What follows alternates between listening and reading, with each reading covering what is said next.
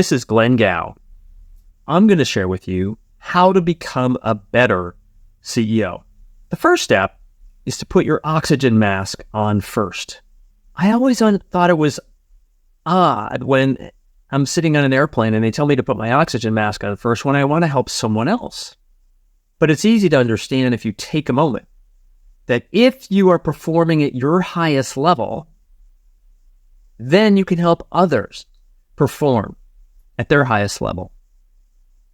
And that's what putting your oxygen mask on means.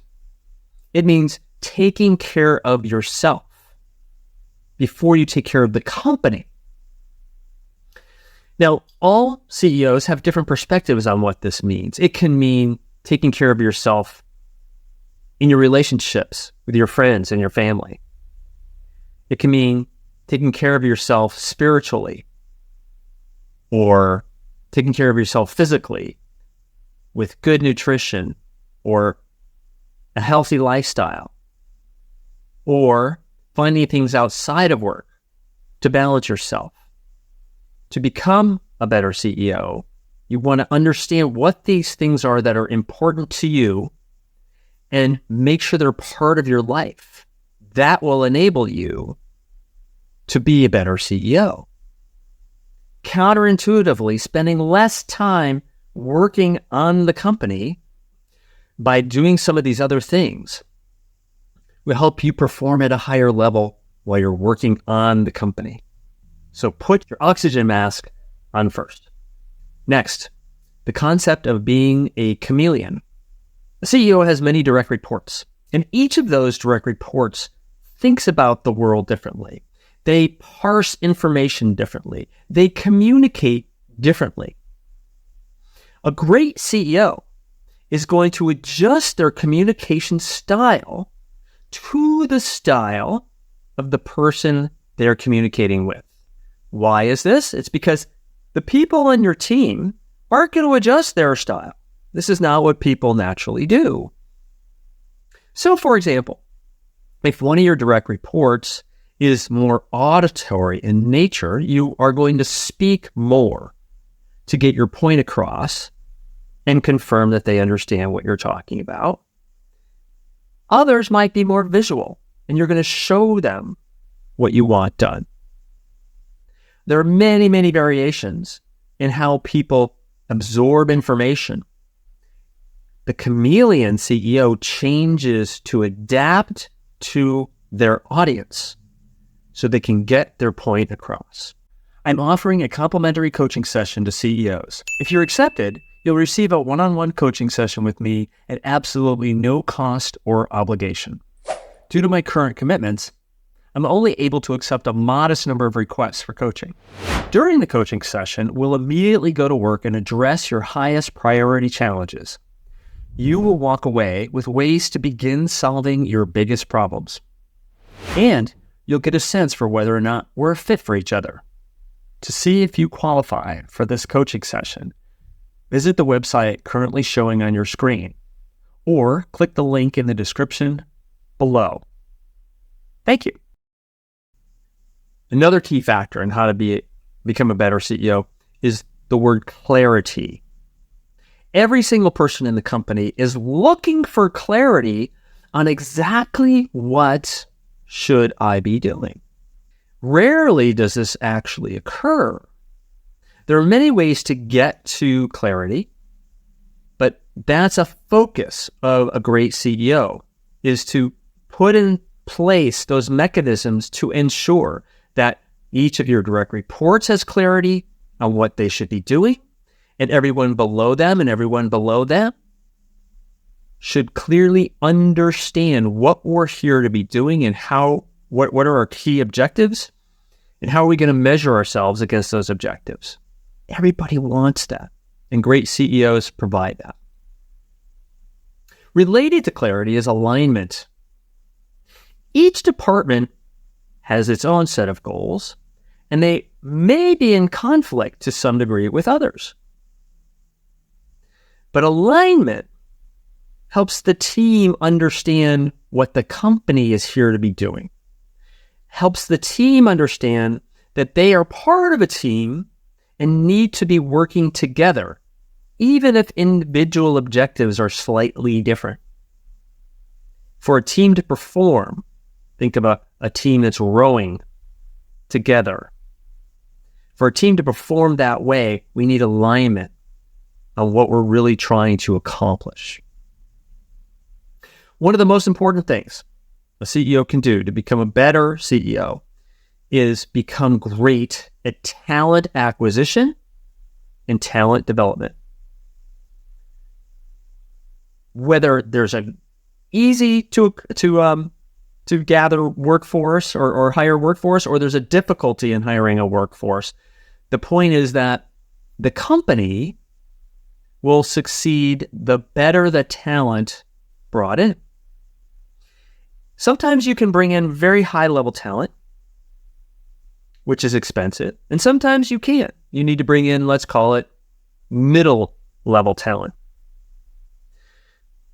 Either way, you need to focus on talent development. If you can't afford to bring in people at the highest level who cost the most, then you need to focus on talent development.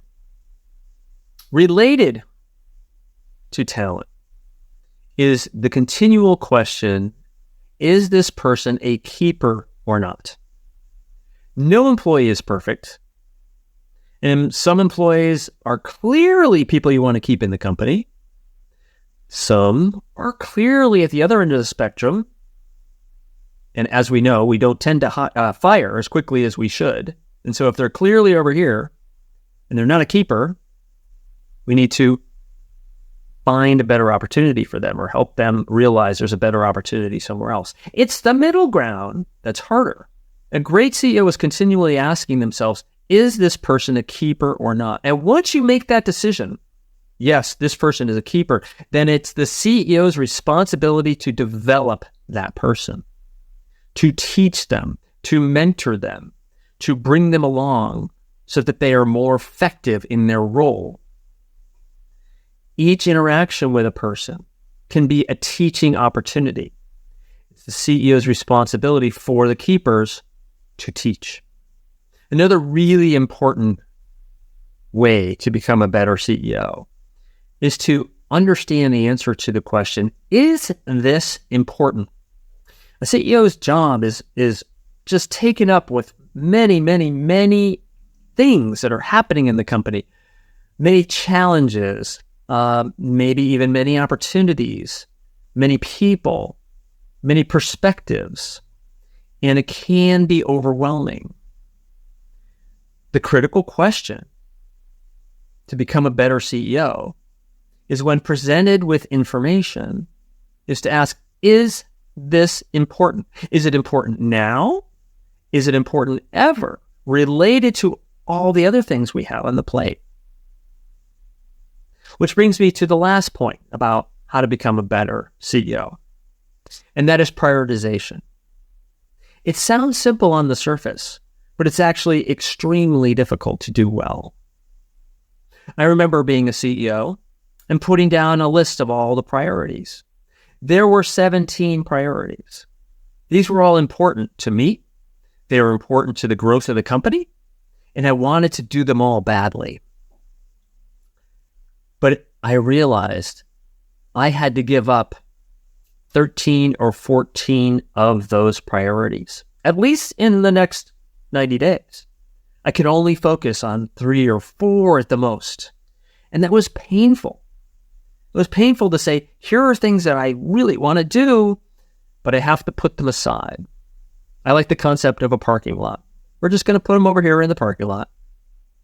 Next quarter, we're going to take a look at the parking lot and ask ourselves, do any of these make the priority list? Because a company and an individual can really only focus on a small number of goals. And that prioritization becomes absolutely critical.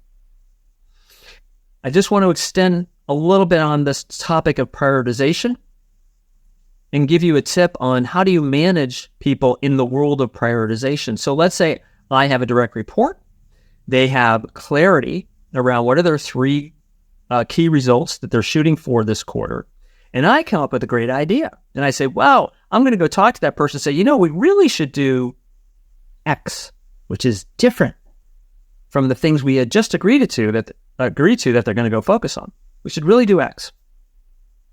What I taught my team to do, and at first I didn't like this at all, what I taught my team to do was to then say, okay, Glenn, you think X is important. So out of the 4 objectives or key results that I have right now, which one should I drop? Because I just can't just randomly add one because you think it's a good idea. And at first I really, really hated that, although I was teaching them to do this, because that pushed it back to me to focus on prioritization. And more often than not, I said, okay, it's a great idea, but we're going to put it in the parking lot. And that enabled people to focus where they really needed to focus to get their job done.